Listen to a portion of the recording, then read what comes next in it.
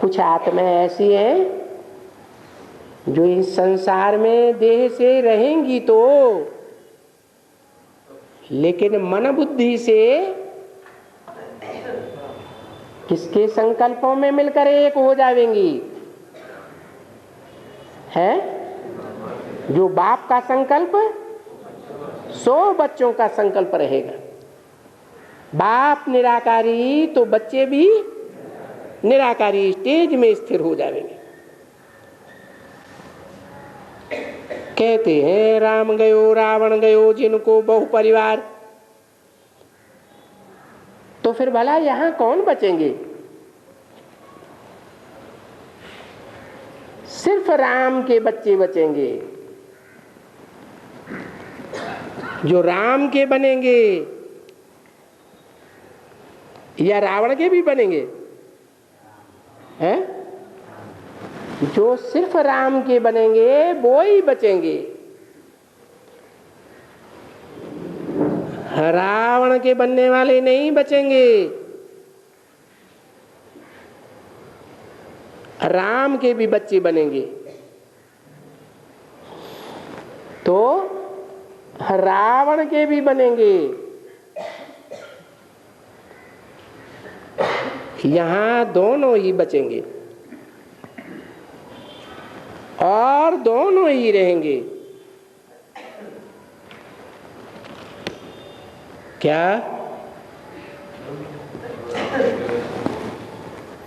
जब तक कि ये रावण के सभी वापस चले जाएं, तब तक ये सृष्टि यूं ही ठीक होती रहेगी। क्योंकि सृष्टि जब विनाश होगी तो फिर उनको बनाने वाला भी तो कुछ चाहिए ना।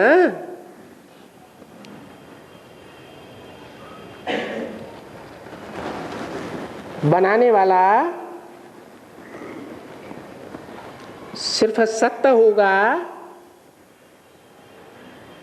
या रजोतमो भी होगा? है? अरे नई सृष्टि आएगी, सतयुगी सृष्टि आएगी, सत्व प्रधान सृष्टि आएगी, तो बनाने वाला कैसा होगा? सात्विक ही होगा। तो ऐसे तो नहीं है कि छोड़ जाते हैं, नहीं, पीछे यहां बनाने वाले भी रहते हैं। लास्ट में, एकदम लास्ट में सफाई करने वाले भी रहते हैं। क्या बोला? अंत में आधे पापात्मा और आधे पुण्यात्मा बचेंगे। तो ये साफ रहने में भी इनको समय चाहिए ना।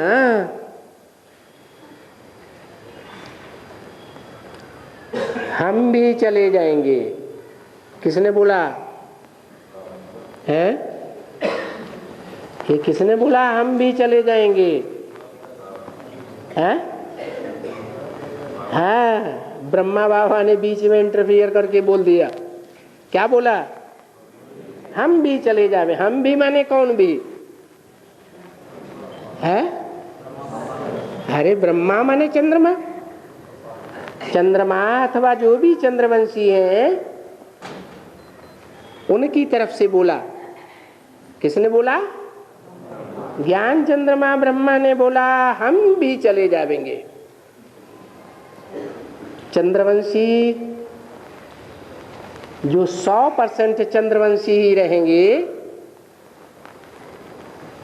सूर्यवंश में कन्वर्ट नहीं होंगे, वो बचेंगे या चले जावेंगे? हैं? नहीं बचेंगे? बचेंगे। अच्छा, बचेंगे तो जब सतयुग शुरू होगा तो सूर्यवंश चंद्रवंश दोनों ही होंगे या एक ही वंश होगा? हैं? पहले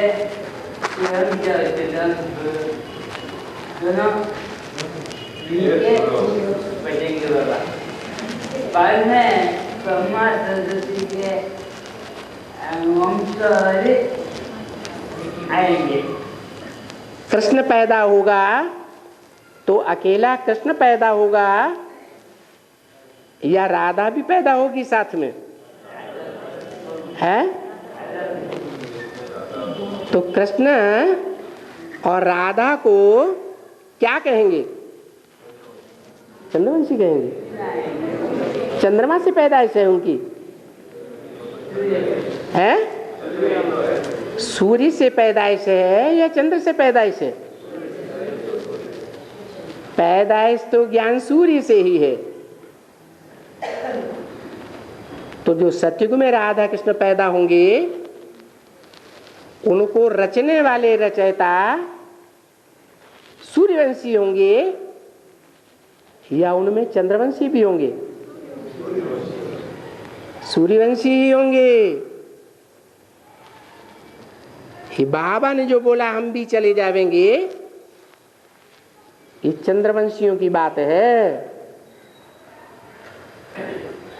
जो जन्म लेंगे ना सतयुग में, वो जाने वाले होंगे या इस सृष्टि पर ठहरने वालों में से होंगे?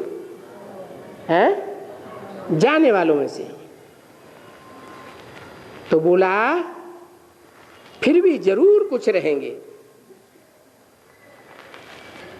तुमको राजाई में जन्म मिलेगा।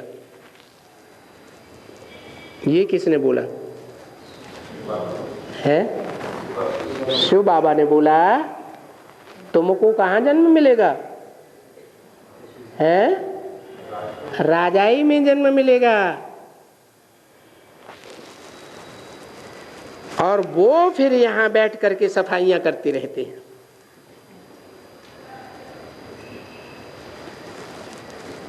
तुमको किससे कहा है?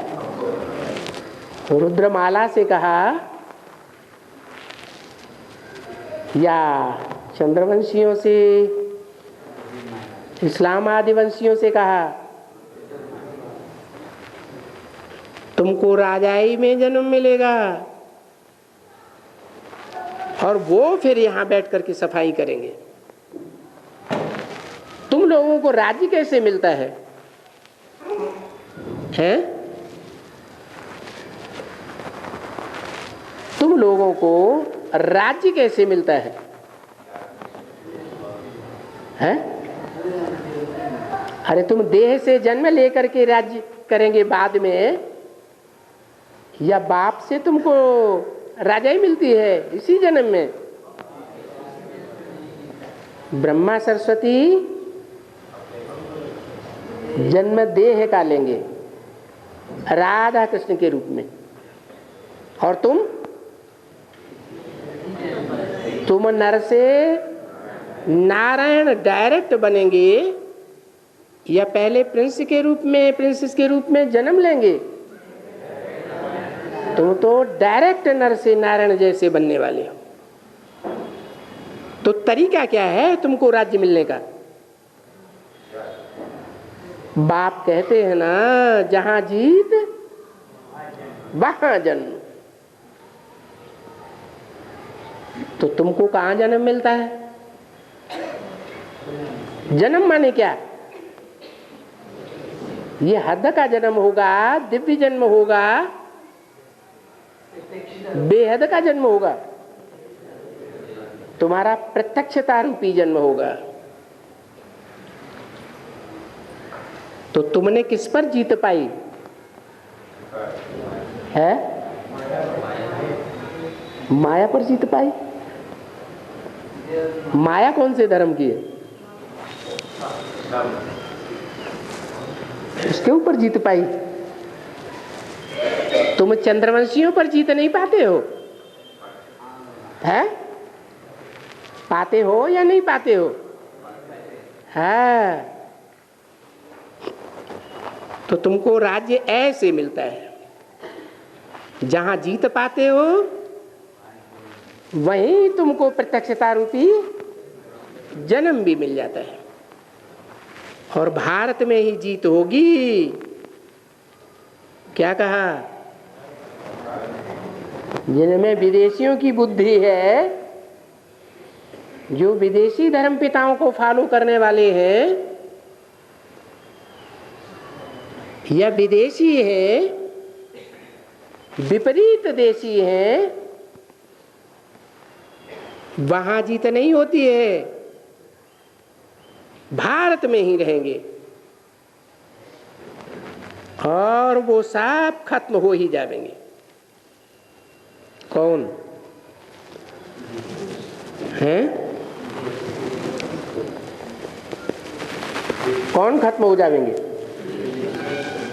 जो भी विदेशी हैं वो तो खत्म हो ही जाएंगे, लेकिन विदेशियों के जो चुंगल में फंसे हुए चंद्रवंशी हैं वो रह जाएंगे या चले जाएंगे? हैं? अरे वो भी चले जाएंगे, खत्म हो जाएंगे। हाँ, वहां जो बड़े से बड़े राजाएं होंगे वो बचेंगे। वहां कहकर किस तरफ इशारा किया है? हैं? स्वर्णिम संगम युग की ओर इशारा किया या ठेठ सतयुग की ओर इशारा किया है? स्वर्णिम संगम युग में वो ही बचेंगे जो बड़े से बड़े राजाएं या उनके फॉलोअर्स होंगे, प्रजा होंगे। इनके भी कोई न कोई बचेंगे। जो अभी धनवान होंगे वो बचेंगे, जिनके पास तुमको जन्म लेना है।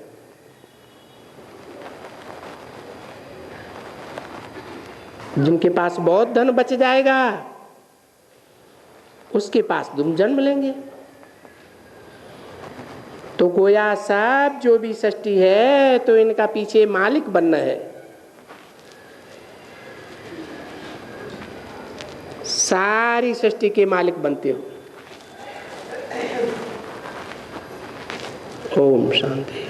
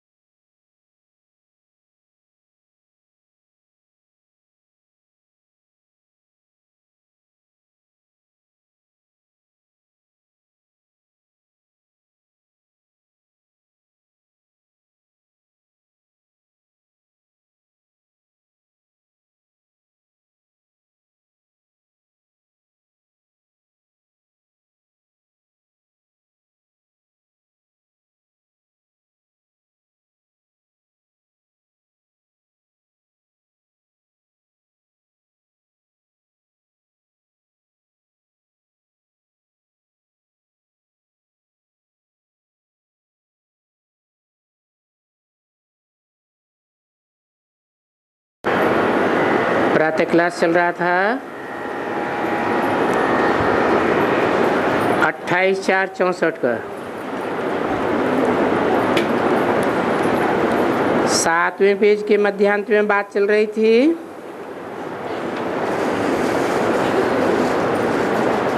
जिनके पास बहुत धन बच जाएगा उनके पास तुम जन्म लेंगे।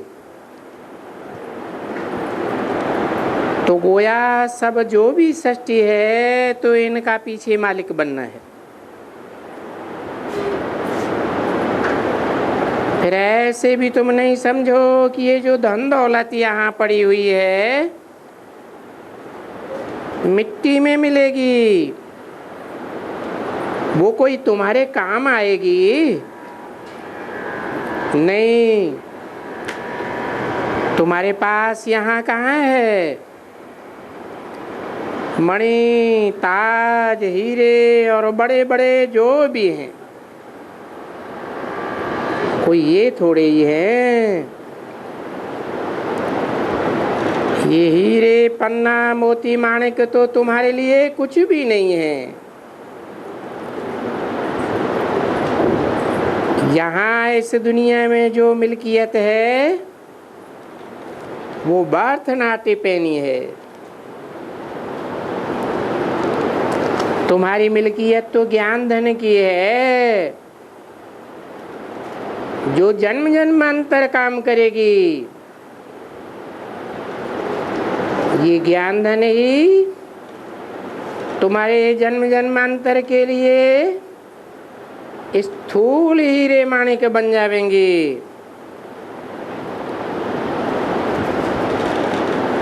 तुम्हारे लिए एवरीथिंग न्यू होगा। नया ताज नए जवाहर सब कुछ नया, एवरीथिंग न्यू बन जाएगा। देखो यहाँ इस दुनिया में हीरों की खाने है जो निकालते निकालते खाली हो गई हैं। फिर वो नई दुनिया में भर्ती हो जाएंगी। नहीं तो फिर हीरा कहाँ से आएंगे, महल कहाँ से बनेंगे। ये सब रिपीट कैसे होगा। ये जो नरक की दुनिया है वो स्वर्ग बन जाएगी,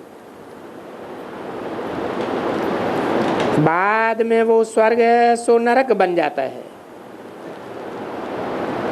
ये सब कुछ तो रिपीट होता जाता है ना। तो देखो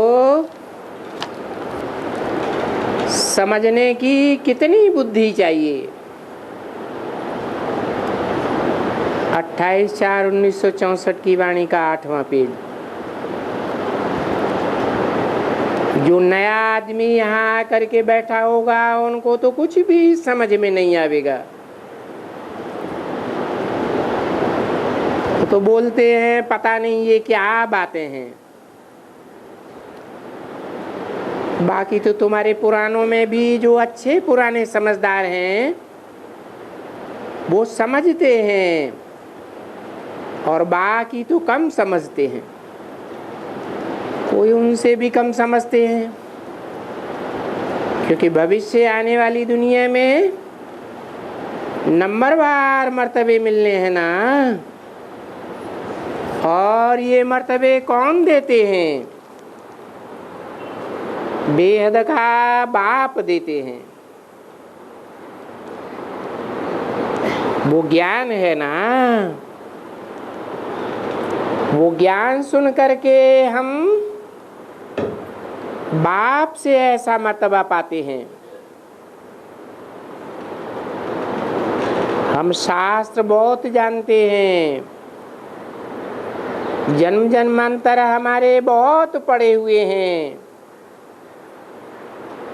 परंतु यहाँ तो वो सब बर्थनाटे पैनी हो गए हैं। वो शास्त्र पढ़ते पढ़ते मत्था टेकते धक्का खाते खाते अंधे की औलाद अंधे हो गए, जो गीता में गाया हुआ है, अंधे की औलाद अंधे और वो सज्जे की औलाद। सदा सोझरे में रहने वाला तो बाप है ना। ज्ञान को सोझरा कहा जाता है। अभी जानते हो कौरव पांडवों की कोई लड़ाई तो नहीं लगी है ना। कौरव और पांडव जिनको अंधे की औलाद अंधे कौरव और पांडव सज्जे की औलाद कहते हैं, परंतु उनकी तो लड़ाई नहीं लगी। वो सब बातें तो शास्त्रों में बहुत झूठी है। स्थूल लड़ाई की तो बात ही नहीं है। और वो कौरव वो तो यवनों से लड़े हैं। कौरवों की या कांग्रेस की ये मुसलमानों से लड़ाई लगती है। और हम तो नॉन वायलेंस हैं। हम लोग कभी हिंसा थोड़े ही कर सकते हैं, तो हिंसा भी डबल होती है। एक हिंसा एक दो के ऊपर काम कटारी चलाना, और दूसरा है स्थूल हिंसा, गोली चलाना, खून करना आदि। तो इसको कहा जाता है डबल हिंसा। यहाँ इस दुनिया में है डबल हिंसा, और वहाँ नई दुनिया में नो हिंसा। सतयुग में हिंसा होती ही नहीं है। न काम कटारी की और न एक दूसरे को गला काटने मारने आदि की। तो जहाँ दोनों प्रकार की हिंसा नहीं होती है उसको कहा जाता है स्वर्ग।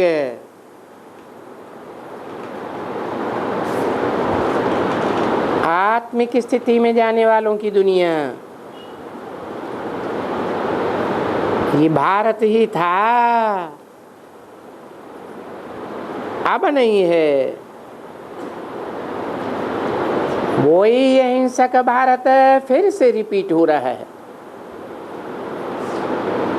बाप स्थापना कर रहे हैं। ये समझने की बातें हैं ना। बाप ही सदा स्व स्थिति में रहने वाला है, और बाकी जो भी मनुष्य आत्माएं हैं वो सदा हिंसा की स्थिति में स्थित नहीं होती, इसलिए हिंसा भी जरूर करती हैं। बाबा ने समझाया है, बाप ही बैठ करके समझाते हैं कि तुम समझते तो हो, ये गुरु भी पतित होते हैं, चेले भी पतित है। अभी कौन उद्धार करेगा इनका?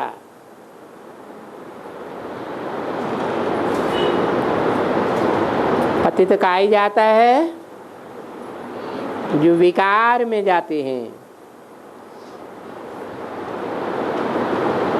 वि माने विपरीत, कार माना कार्य। भगवान ने जो कर्म बताए हैं, सुख दो सुख लो, उस कर्म के विपरीत जो कार्य करते हैं वो विकार की लिस्ट में आते हैं।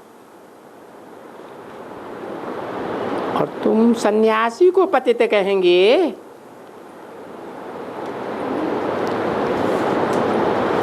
बिल्कुल नहीं, क्योंकि वो तो विकार में जाते ही नहीं हैं। विकारी जो होते हैं वो निरविकारी को माथा टेकते हैं, और अभी तो वो भी विकारी और गुरु भी विकारी, चेले भी विकारी, तो अभी माथा टेक करके क्या करेंगे? क्या मिलेगा?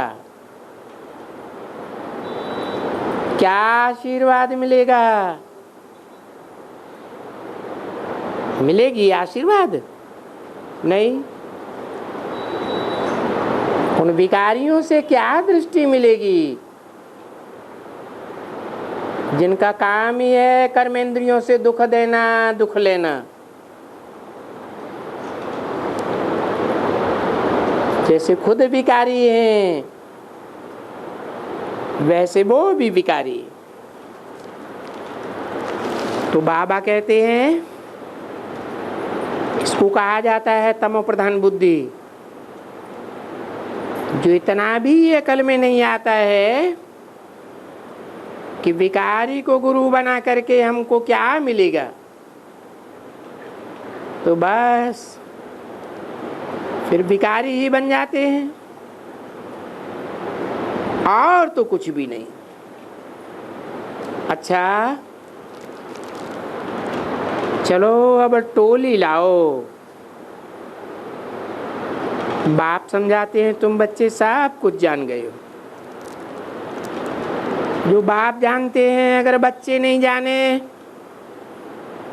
तो बच्चा ही काहे का हुआ? बच्चा वो जिसका बाप की मिल्कियत पर पूरा अधिकार हो। तो तुम भी ऐसे ही हो। तुम तो पूरा ही ज्ञान जो बाप ने दिया है वो हप कर लेते हो। तुम अगर अच्छी तरह से नहीं जानते हो तो फिर तुमको पद भी बहुत कम मिलता है, और जो अच्छा जानते हैं उनको पद भी ऊंचा मिलता है। कहा था ना कि बाबा तो एवर प्योर है, फिर हो गए ब्रह्मा और सरस्वती, जगदम्बा और जगत पिता। वो भी पवित्र तो उनके बच्चे भी पवित्र। बाप तो समझाए देते हैं बच्चे ये बात अच्छी तरह से समझ लेना, विकार में नहीं जाना। भले गृहस्थ में भी हो तो भी विकार में नहीं जाना। अपना काला मुंह नहीं करना। हम तो साफ बात कह देते हैं कि काला मुंह नहीं करना। अगर काला मुंह करेंगे तो फिर गोरा नहीं बनेंगे। पूरा पूरा लक्ष्मी नारायण का पद नहीं मिलेगा। यहाँ तो है ही सारी बात पवित्रता की। पवित्रता के ऊपर इतनी कड़ी बात कोई दूसरा नहीं समझाते हैं, बाप ही समझाते हैं।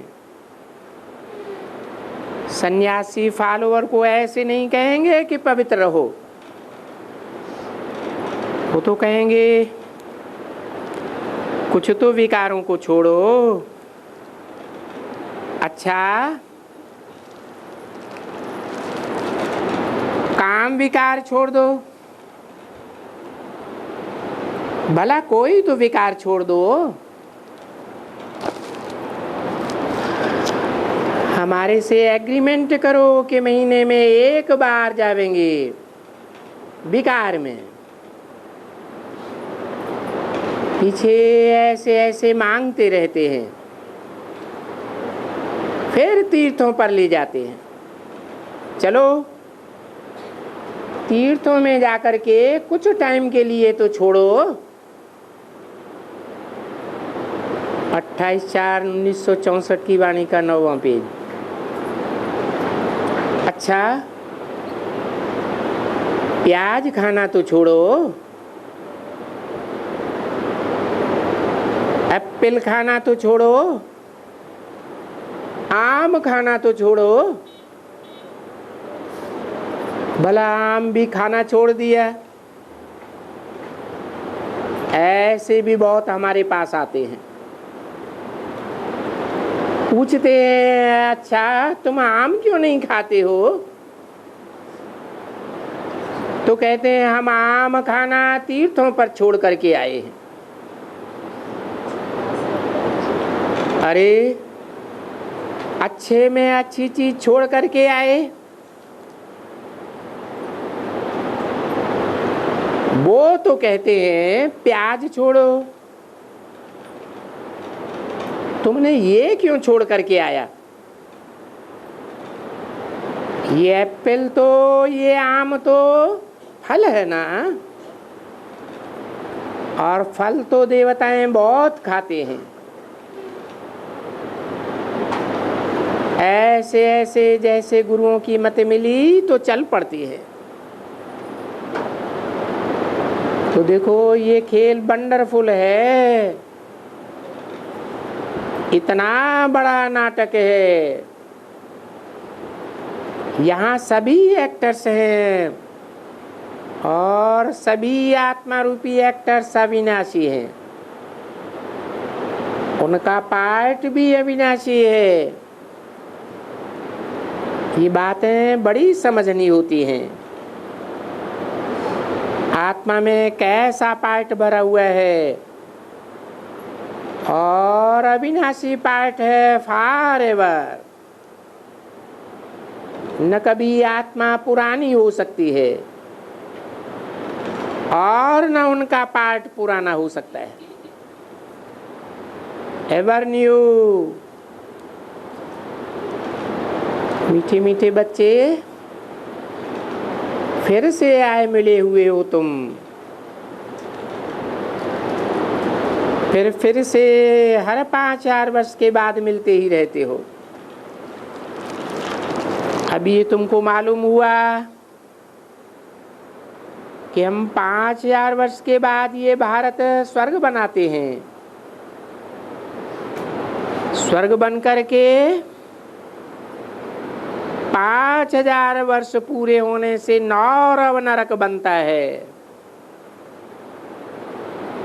5000 वर्ष के लिए आधा स्वर्ग नई दुनिया, आधा पुरानी। ये भारत नई दुनिया स्वर्ग था। जो पुरानी दुनिया जरूर होनी है, एक्यूरेट हाफ पीछे पुरानी हो जाती। तो पीछे उसको कहा जाता है रावण राज्य। पहले नंबर में राम राज्य, सुख का राज्य। फिर है दुख का राज्य। ऐसे नहीं कहेंगे कि यहाँ इसी दुनिया में स्वर्ग है, यहीं नरक है। नहीं, स्वर्ग की दुनिया में दुख का नाम निशान नहीं होता और नरक की दुनिया में 100% सुख का नाम निशान नहीं होता। तो ऐसे नहीं है कि यहीं स्वर्ग है यहीं नरक है। जो बहुत पैसे वाले लोग होते हैं वो बोलते हैं हमारे लिए तो इसी दुनिया में स्वर्ग है। जिनको पैसा नहीं होता है, बीमार है, उनके लिए तो ये दुनिया नरक है। बहुत ढेर के ढेर मिलते हैं, वो ऐसे ही कहते हैं वाह हमको तो यहीं स्वर्ग है, विमान है, फलाना है, महल माड़ियाँ हैं। अरे भाई नहीं, स्वर्ग तो और ही कुछ चीज होती है। वो कहेंगे हमारे लिए तो यही स्वर्ग है, हमको तो और कोई स्वर्ग में आना ही नहीं है। तो बाप कहते हैं मैं हूं गरीब निवाज, मैं साहूकारबाज नहीं हूं। क्या कहा है? साहूकारों की आवाज सुनने वाला नहीं हूं। किसकी आवाज सुनने वाला हूं? गरीब निवाज हूं। और ब्रह्मा बाबा क्या थे? क्या थे? साहूकार थे। तो उनकी आवाज नहीं सुनी? उनको बाप आकर के वर्षा नहीं देता है क्या? है? उनको भी वर्षा देता है। तो बाबा मुरली में झूठा बोलते हैं क्या? है? नहीं, बाप कहते हैं मैं गरीबों को वर्षा देता हूं विश्व की बादशाही का। ब्रह्मा को विश्व की बादशाही का वर्षा मैं नहीं देता हूं। ब्रह्मा को वर्षा कहाँ का मिलेगा? सतयुग का वर्षा मिलेगा, या सारे 500 600 700 करोड़ की विश्व की बादशाही का वर्षा मिलता है? सतयुग का वर्षा मिलता है, और वो बाबा से नहीं मिलता। किससे मिलता है? बाबा जिस नर से नारायण बनने वाले को वर्षा देता है विश्व की बादशाही का, उससे ब्रह्मा बाबा को वर्षा मिलता है।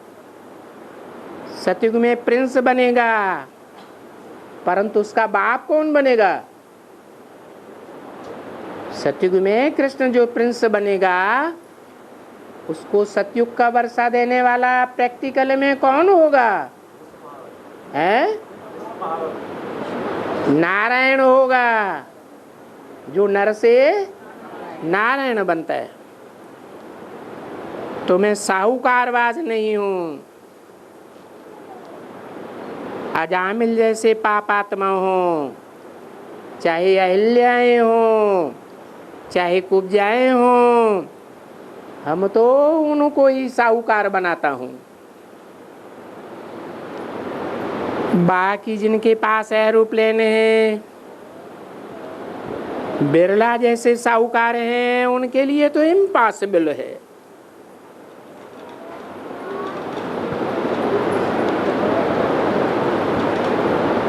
वो वहां कोई ऊंच पद नहीं पा सकते हैं,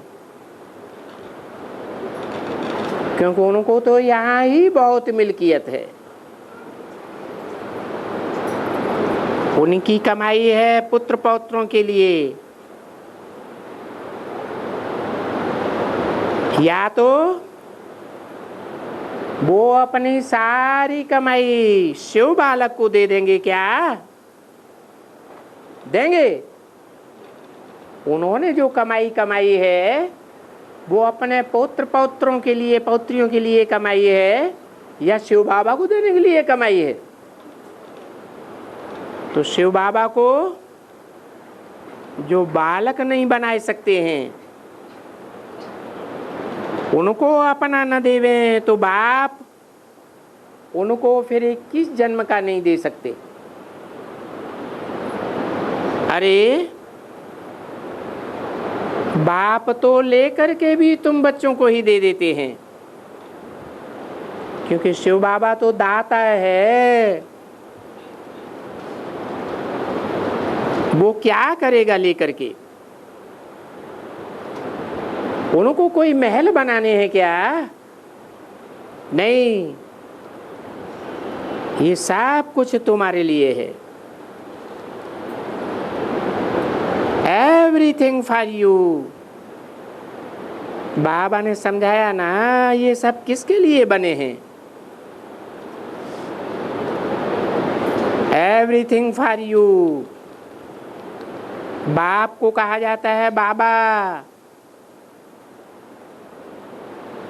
अच्छा, नए मकान में तो चल कर रहो। बाप कहते हैं नहीं बच्चे, मैं महल माड़ियों अटारियों में नहीं रहता हूँ। मैं जब विश्व का मालिक ही तुमको बनाता हूँ, मैं तो नहीं बनता हूँ। तो फिर नए घर में भी मैं क्यों बैठूं? मैं बोला अच्छा मैं तो बैठूं। बाप कहते हैं तुम बैठो, मैं तो नहीं बैठूंगा। और तुम भी कैसे बैठ सकते हो? वंडर तो देखो, हमारी आपस में कितनी गिटपिट चलती है। बाबा को सब बच्चे कहते हैं कि महल बनाना, ऊपर माउंट आबू में महल बनाना कितना अच्छा है। भाई तुम बनाओ, मैं तो नहीं बैठूंगा। किसने बोला?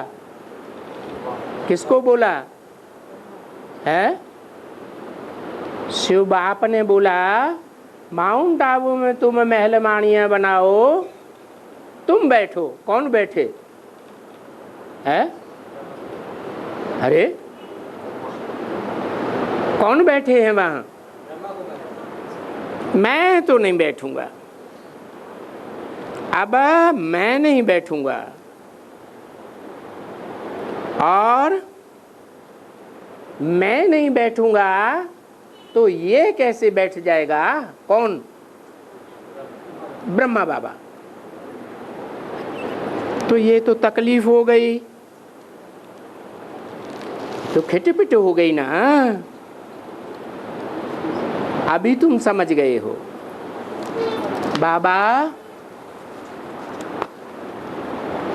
बहुत ही अर्थ समझाते हैं, क्योंकि बाप को कहा जाता है भोक्ता।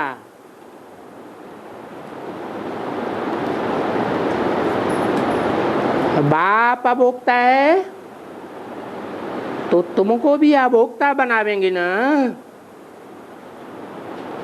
असोचता कौन? शिव बाप। तो तुमको भी क्या बनावेंगे? है? अरे मनन चिंतन मंथन करने वाला ही बनते रहेंगे अंत तक, कि असोचता भी बनेंगे। बाप आते हैं तो आप समान बनाते हैं ना? नहीं बनाते? किसको? है जो बनता है भोक्ता और असोचता, वो ही विश्वनाथ कहलाता है। असोचता भोक्ता का कुछ अर्थ तुम्हारे में से कोई लिख करके आना, मैं देखूंगा कि अभोक्ता का क्या अर्थ है।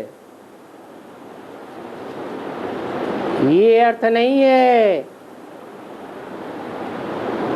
कि मुख से कुछ खावेगा ही नहीं,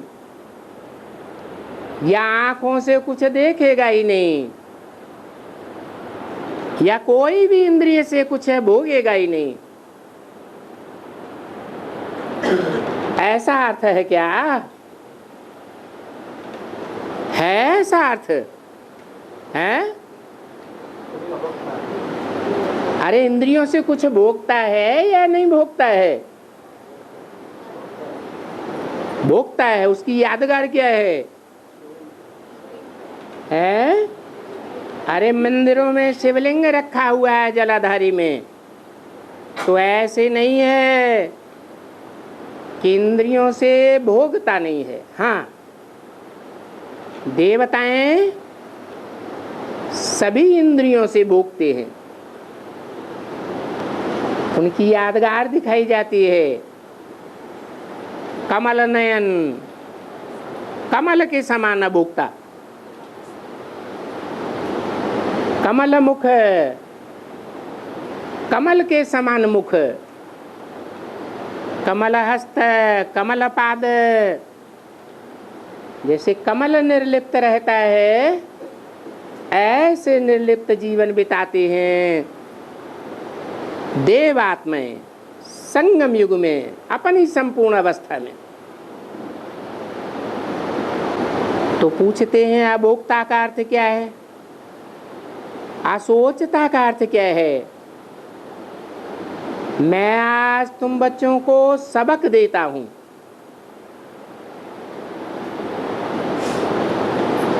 कभी कभी दे देता हूं, तो हम देखें तुम्हारी बुद्धि। समझा ना? समझाने वाली ब्राह्मणी कहाँ है? अरे मुट्ठी तुम भी लिख करके आना,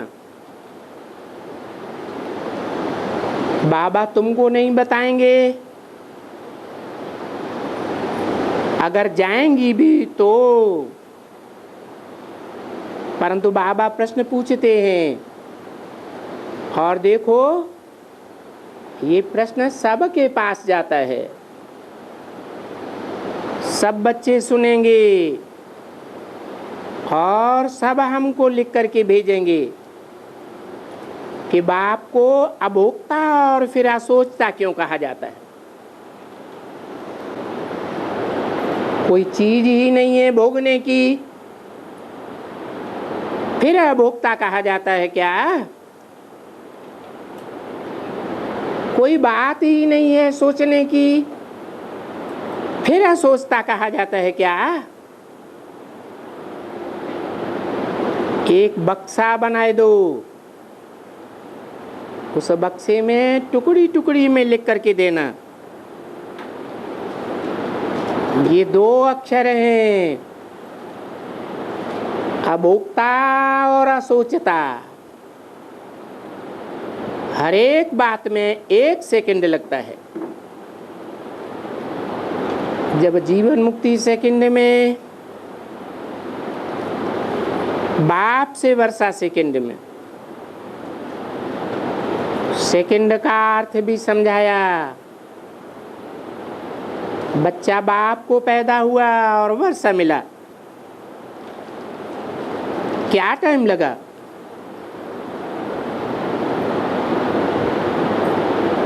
निकला कुछ है?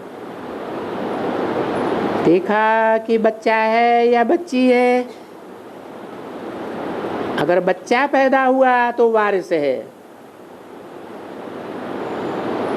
जानते हो ना? तो जानने में 1 सेकंड का टाइम लगा ना। यहाँ भी तो कहा जाता है ना सेकंड में जीवन मुक्ति। जनक को 1 सेकंड में जीवन मुक्ति मिली।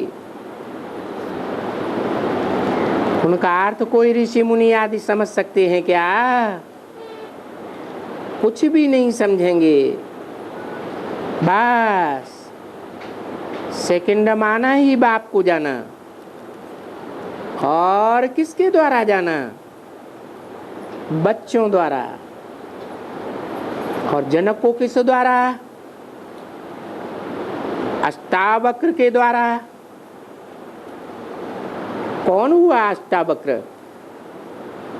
कौन हुआ जनक?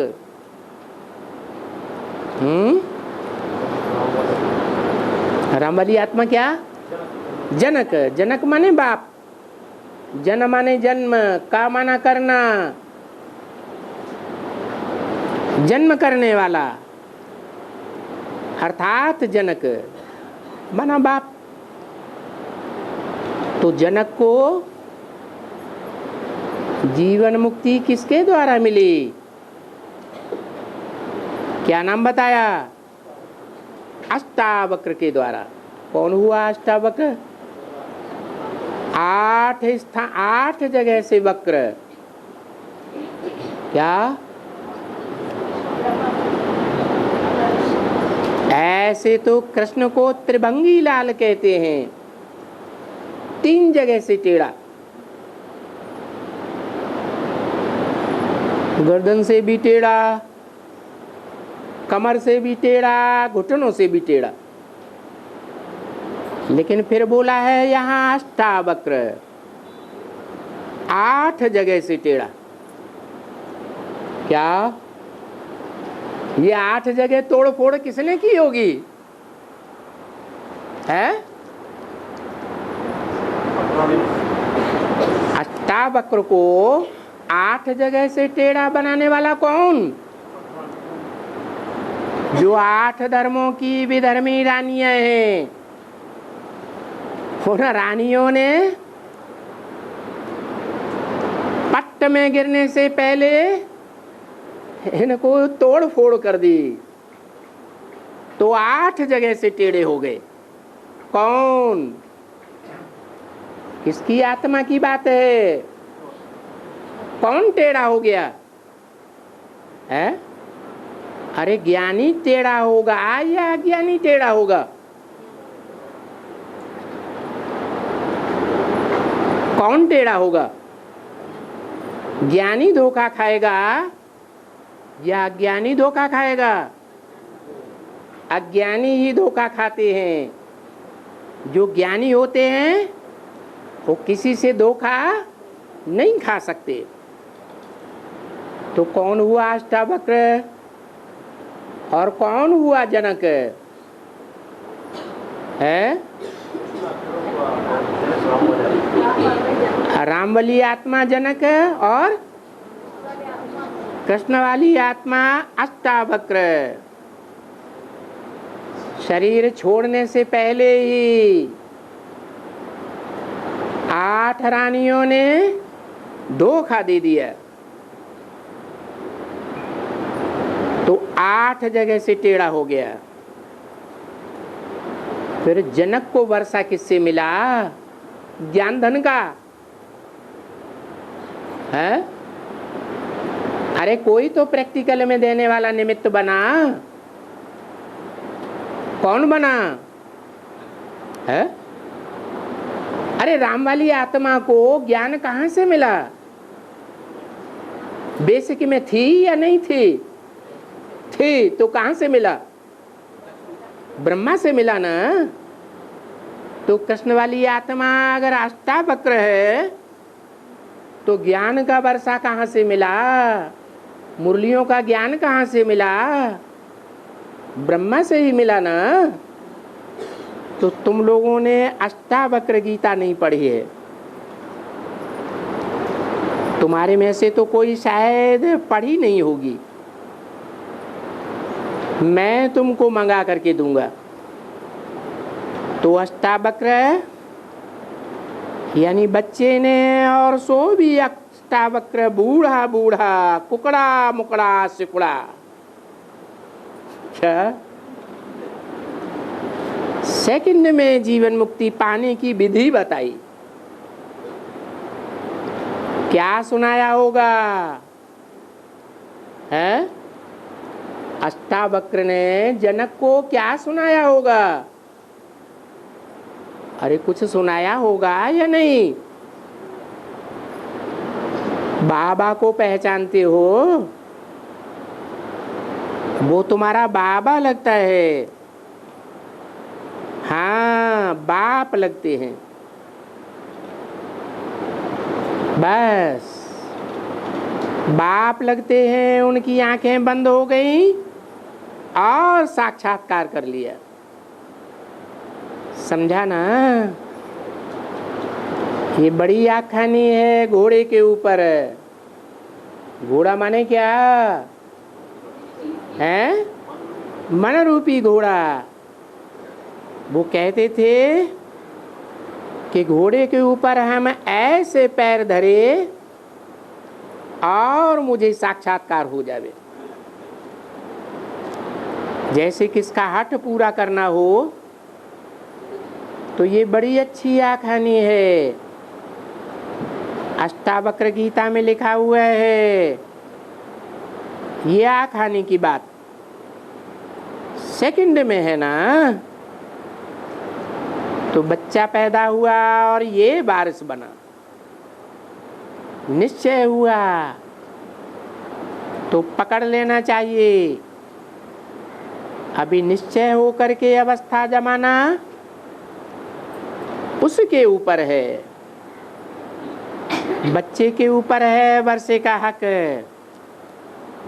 यानी कितना ऊंचा पद पाएंगे, बस कोई देर थोड़ी ही लगती है। ऐसे कोई से पूछते रहो कि परमपिता परमात्मा से आपका क्या संबंध है, वर्ल्ड गॉड फादर से आपका क्या कनेक्शन है, क्या रिलेशनशिप है, तो जरूर कहेगा फादर है।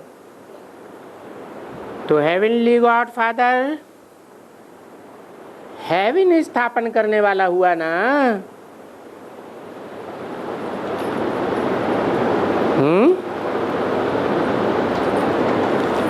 किसको कहेंगे फिर? ब्रह्मा को कहेंगे हेवनली गॉड फादर। क्यों नहीं कहेंगे? क्योंकि ब्रह्मा तो हेवन स्थापन करने से पहले ही शरीर छोड़ गए। तो फिर तुमको तो हेवन की बादशाही मिलनी चाहिए ना। अगर वो नहीं बताएगा कि वो फादर है, परंतु वो फादर तो है ना। मुख से कहते हो ना परमपिता,